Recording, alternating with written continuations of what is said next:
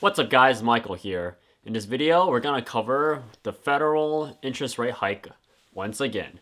So, as you heard in majority of the news articles and other financial news, that the federal government decided to raise interest rates again, which is not a shocking surprise. If you look at the stock market and how they dealt with it, based on their data, they expected an interest rate hike of 0.25%, which is 25 basis points.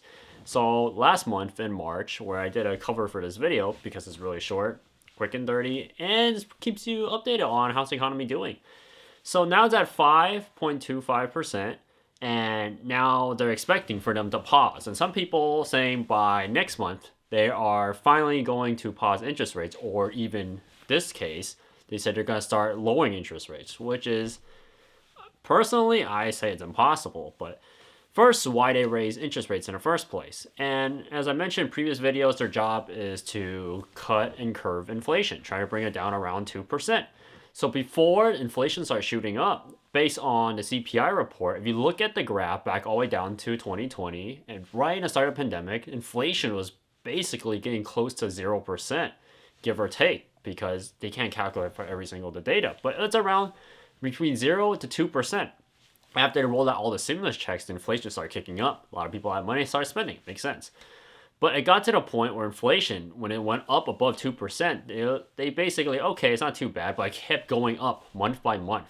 And it got to the point, inflation now, it includes for all categories, are around 5% or higher. So the government, which personally I say is a little bit too late, decided to raise interest rates to curb down inflation.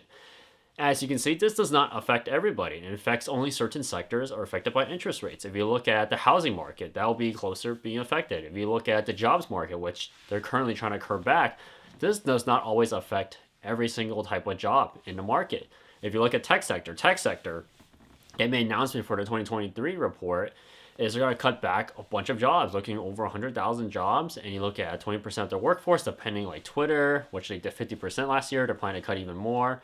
And you look at Google, you look at Amazon, they're all cutting back, which is their goal is to bring jobs out, and in theory, they're going to see better corporate profits, which unfortunately that is the case of rising interest rates. So is this the best idea? Personally, and a lot of people say this is not the best idea, but they stick with a tactic that been apparently works more like you can say partially, been working for the past like nearly a century. But it's getting to the point that America needs to make a change, and the current government and previous governments, to put it this way, previous many generations of governments is just not doing their job correctly. But this besides the point. So now they're at 5.25%.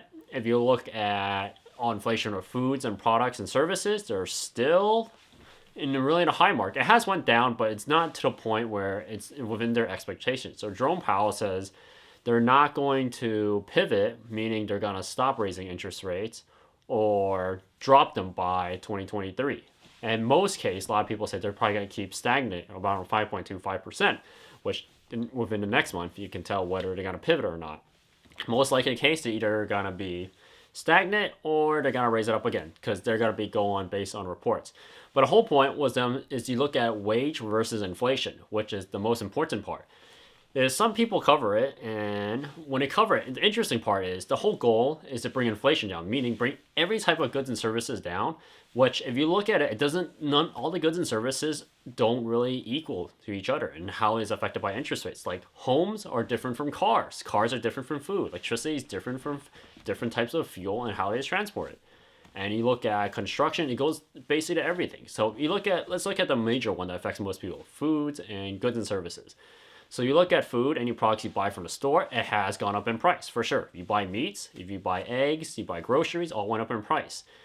Now, it went up in price because you have multiple factors. A lot of people say it's because they're not producing enough product, which is, personally, I said productivity is the number one key in driving down inflation, but the government won't put money into where it's the most beneficial in this case. But if you look at it, you got transportation, which is costing more. Like, for example, gas and electricity for vehicles of transport is getting more expensive, and that expense goes up. The cost goes up, and you'll push that cost down to the consumer. Pushes up to the next person pushes it down to another person, And eventually it'll go to the supermarkets, and eventually supermarkets will have to raise their prices, which leads to us have to be paying more.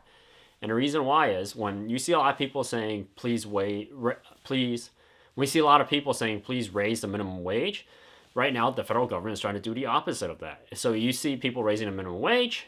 In theory, when they raise interest rates, it's doing the opposite. They're trying to make people raise the unemployment rate, because if you look at their CPI report and you look at for growth and you look for jobs and their wages, right now wages are an all-time high, jobs are an all-time high, and you also look at the unemployment, which is nearly an all-time low.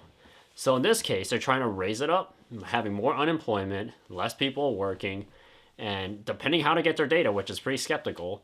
But in this case, because they keep revising it, and the revision is not in small like increments, it's in massive increments, like around between 20 to 30%. But the point is that whether or not they're going to pivot or not, it really is to be seen. And it's going to be a lot more pain, because if inflation still continues to go up, which, for example, you look at food and products and people continue to spend, then they're going to raise interest rates again. And of course, it doesn't affect every single sector. Some sectors will do better than others. For example, the tech sector is the one that's mainly targeted. You look at the housing sector, that's mainly targeted. The food sector, food and commodities, that one's targeted too, but it doesn't really get affected by interest rates. If you look at education, for example, teachers working in school and all their tools and supplies that come in, they're pretty much stagnant if you look at their graph. And the interesting part is, like, productivity is the main key, because if you look at supply and demand, and if you have one side buying, you have one side selling. If you have one side not selling enough and they're running out of product because you have a lot of people buying, then they're going to have to raise prices. So if they increase productivity, in theory, prices will go down. And this will bring down inflation. Because if inflation goes too high, then a lot of people's buying power will become a lot weaker. Because right now, the buying power right now is becoming a lot weaker. And people who are selling the goods and services can sell for a lot more, for way more expensive. Because they're trying to equalize that out. That's why they're raising interest rates.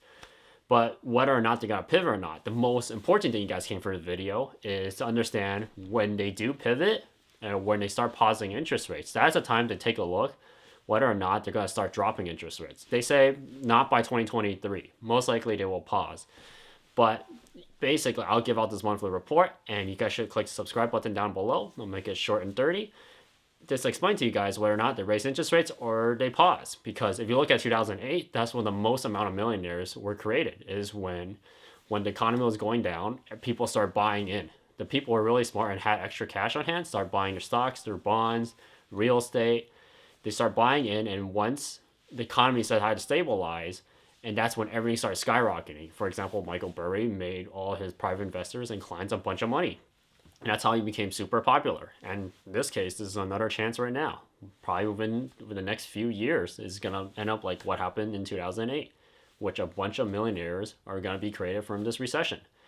So that's it for this video. I hope you guys enjoy. Please like, share, and subscribe, and I'll see you guys next time.